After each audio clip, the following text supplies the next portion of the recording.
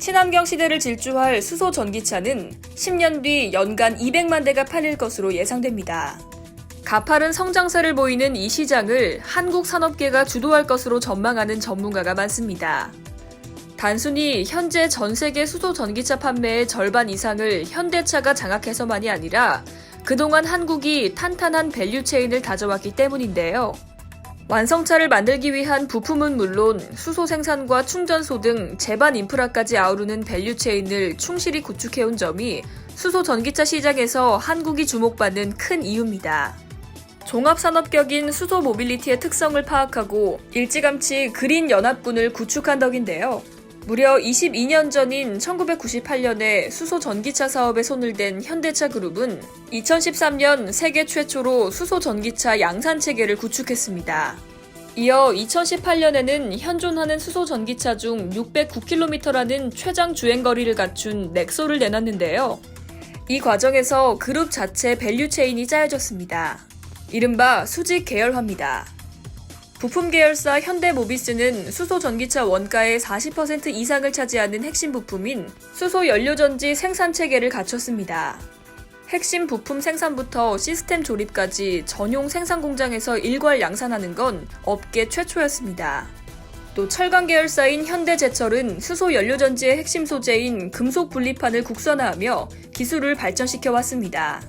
2005년부터 무려 15년의 개발을 진행하며 금속 분리판의 무게와 부피, 가격을 초기 대비 각각 50%, 65%, 95%씩 줄였습니다. 현대제철은 수소 생산도 담당하고 있는데요. 당진제철소는 철강 생산 과정에서 발생하는 부생가스를 활용해 연간 3,500톤 규모의 순도 99.999% 수소를 생산합니다. 이는 연간 넥소 17,000대를 운행할 수 있는 규모입니다. 또 다른 계열사인 현대로템은 수소 충전 설비 공급 사업을 본격화했는데요. 수소 충전 인프라 구축의 핵심 장치인 수소 리포머 생산에 나섰습니다. 현대차 그룹 밖에서의 우군도 든든합니다. 한화와 효성은 수소 공급과 생산을 맡는데요. 한화그룹은 부생수소 공급 체계를 갖춰놨고 수소 충전소용 탱크 공급에도 적극 나설 계획입니다. 또 수전해 기술을 3년 전부터 개발해 현재 생산 단계에 와 있습니다. 효성은 수소 충전소 생산, 조립, 건립에 이르기까지 토털 솔루션 사업에 강점을 가졌는데요. 수소 충전소 확대에 맞춰 수소 전기차용 수소 연료 탱크의 핵심 부품인 탄소 섬유 사업도 본격화합니다. 여기에 더해 효성은 세계적 화학기업 린데와 손잡고 3천억 원을 투자해 2022년 연간 13,000톤 규모의 액화수소 생산 공장을 짓기로 했는데요. 연간 수소 승용차 10만 대가 쓸 수 있는 양으로 단일 설비로는 세계 최대로 알려졌습니다.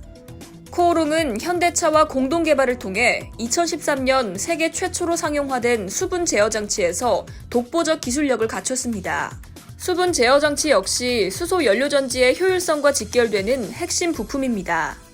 이 밖에 일진다이아, 유니크, 세종공업, 한온시스템, S&T 모티브 등 강소기업도 수소 전기차 밸류체인을 지탱하고 있습니다.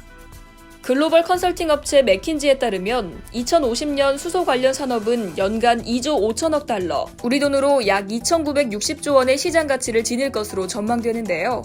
미래 수소 소비의 약 30%를 빨아들일 수송 분야를 비롯해 발전과 산업, 건물 등 관련 수요가 급증할 것으로 예상되고 있습니다. 이는 모두 우리가 구축해둔 생산과 공급 등 밸류체인의 잠재 시장이라 한국의 수소 산업 선도 행보에 힘을 실어줄 것으로 보입니다. 이상 여의도튜브였습니다.